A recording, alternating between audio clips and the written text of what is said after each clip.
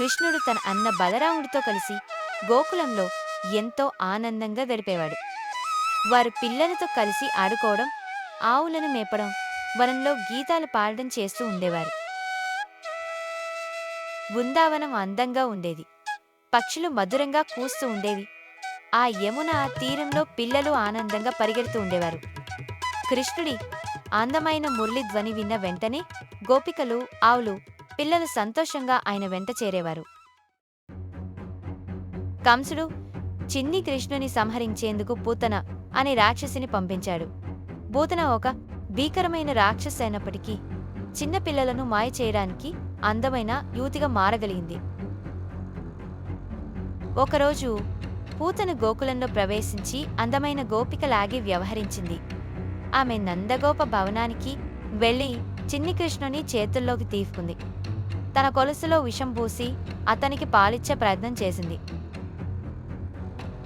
కృష్ణుడు అమాయకంగా అనిపించినా అసలు విషయం వేరే. అతను ఆమెను గట్టిగా పట్టుకుని పాలతో పాటు ఆమె ప్రాణాన్ని కూడా పీల్చేశాడు. పూతన భయంకరమైన దెయ్యంగా మారి కేకలు వేస్తూ భూమిపై పడిపోయింది. ఆ శబ్దంతో గోకులం మొత్తం ఊగిపోయింది. గ్రామస్తులు పరిగెత్తుకుంటూ వచ్చి పూతనను చూడగానే భయంతో వణికిపోయారు. కాని చిన్ని కృష్ణుడు ఆమెపై నవ్వుతూ నిల్చొని ఉన్నాడు. అందరూ ఆయన లీలను చూసి భక్తితో నమస్కరించారు. యమునా నది గోకులానికి జీవనాడిలో ఉండేది. కాని ఒకరోజు ఆ నది భీకరంగా నల్లగా మారింది. అందులో ఒక విషపూరితమైన నాగు కాళీయుడు తన భయంకర విషాన్ని వ్యాపింపజేసి అక్కడ నివసించే ప్రాణులకు హానికరంగా మారాడు. గోకుల ప్రజలు భయంతో వణికిపోయారు. ఈ విషజలంలో ఎవరు పడినా ప్రాణాలు కోల్పోతారు అని అందరూ భయభ్రాంతులయ్యారు. కాని కృష్ణుడు ధైర్యంగా ముందుకు వెళ్లి నదిలోకి దూకాడు.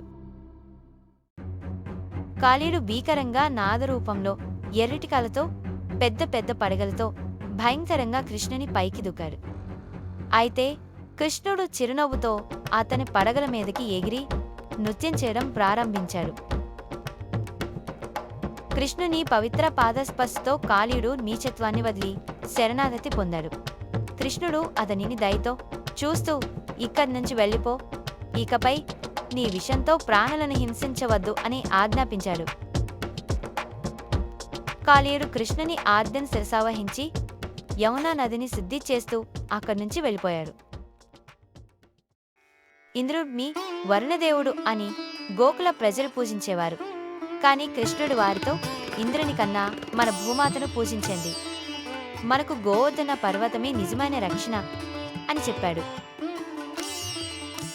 ఇది విని ఇంద్రుడి కోపంతో గోకులాన్ని తుడిచిపెట్టేలా తుఫాను, వర్షాలను పంపాడు. ప్రజలు భయంతో పరుగు తీస్తూ కృష్ణ రక్షించు అని వేడుకున్నారు.